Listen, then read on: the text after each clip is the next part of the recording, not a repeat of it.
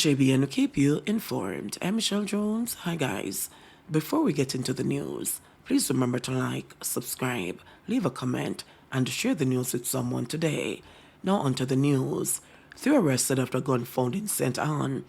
3 people are now in police custody after detectives assigned to the St. Anne Police Division found a gun and several rounds of ammunition in a concrete structure in Tranquility Valley, Brownstown in the parish on Saturday.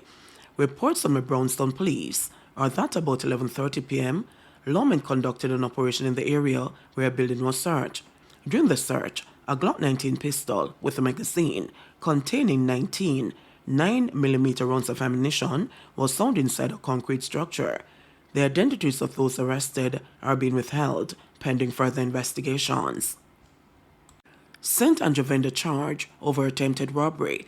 The police have charged a 34-year-old Arnett Gardens St. Andrew man for injuring a woman during an attempted robbery and stabbing a man who intervened. Andre Robinson, a vendor of Water Street, is charged with assault with intent to rob, unlawful wounding, and wounding with intent. He is scheduled to go before the Kingston and the St. Andrew Parish Court on Monday, June 10. Reports from the Central Police are that between 3 p.m. and 3:40 p.m. on Sunday, April 28, Robinson approached a woman who was walking along on West Parade in the vicinity of Queen Street with her phone in her hand. He then grabbed her hand, demanding her cell phone. The complainant did not comply. A tussle ensued, and Robinson used a knife to stab her hand, causing a wound that bled, according to the police.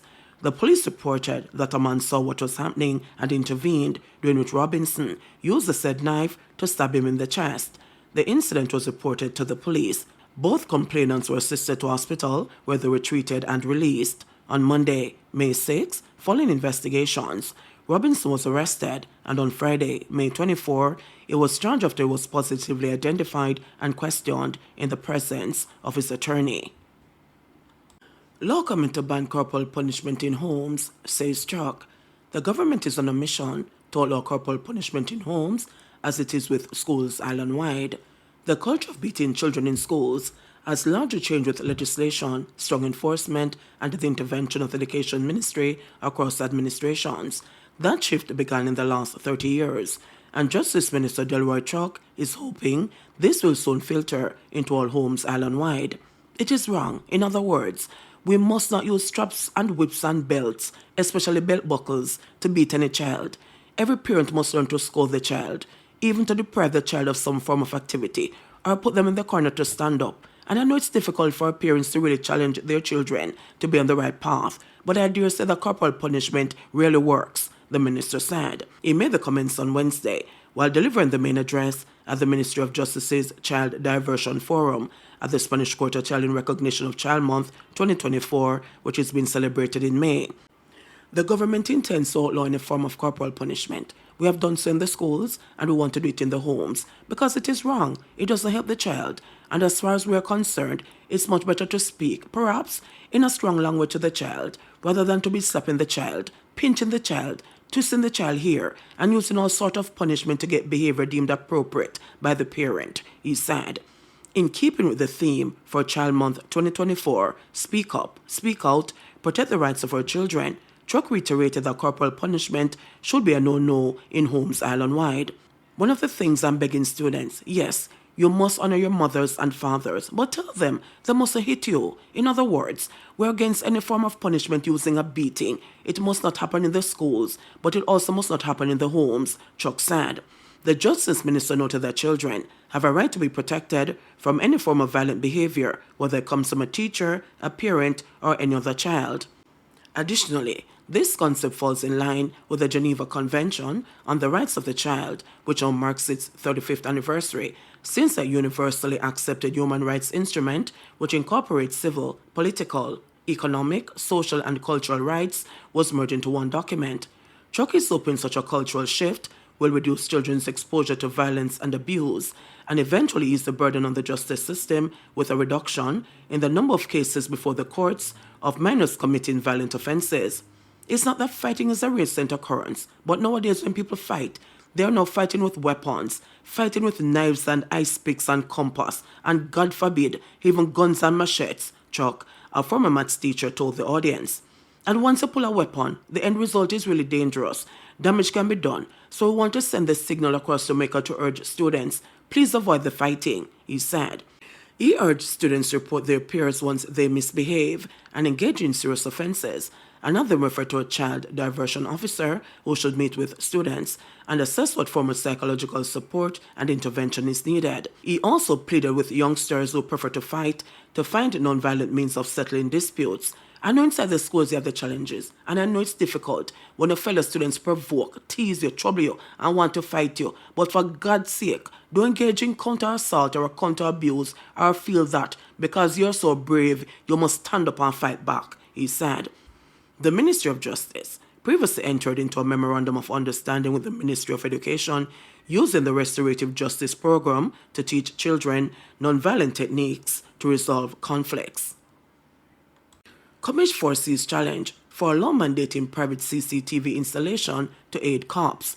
Police Commissioner Dr. Kevin Blake says he does not foresee government preparing legislation anytime soon that will mandate business owners to install cameras at their establishments to aid the police in their crime fighting. Given that hurdle, Blake, who also has a master's degree in computer-based management and information systems, on Wednesday told members of the Jamaica Police Federation, JPF, to intensify discussions around the importance of closed-circuit television, CCTV, with members of the business community island-wide as part of enhancing the use of technology in crime fighting. We may have a challenge convincing the lawmakers to make it into law, Blake said, responding to questions from delegates during the 81st Annual Joint Central Conference of the JPF in St. James.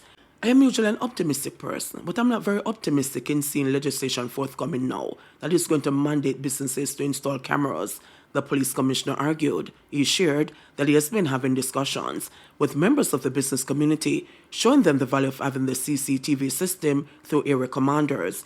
It's a negotiation where we can start the discussion around it, but we cannot rely on the implementation of such an act in order to do what we have to do, Blake said. With the installation of CCTVs by the business community, the government, under its Jamaica Eye program, is hoping to benefit by having cameras pointing to the roadways which the police would use to help in their crime prevention and crime fighting techniques. In March, National Security Minister Dr. Horace Chang told the Standing Finance Committee of Parliament that his ministry is looking at expanding its CCTV surveillance. Jamaica Eye falls under the Plan Secure Jamaica and is geared towards creating a safe, secure, cohesive and just society, thereby providing an environment for increased and sustained growth and prosperity. For members of the business and residential communities to participate in the Jamaica Eye program, they should have camera network systems that are located on the outside of their homes or businesses, should be facing a public space, and should be able to connect to the internet. FID reveals our former public official Lawrence Pommels scammed Ensol of $150 million. Former National Energy Solutions Limited, Ensol official Lawrence Pommels, orchestrated a multi-million-dollar fraud over 2 years, embezzling over $150 million through fake contracts and check cashing.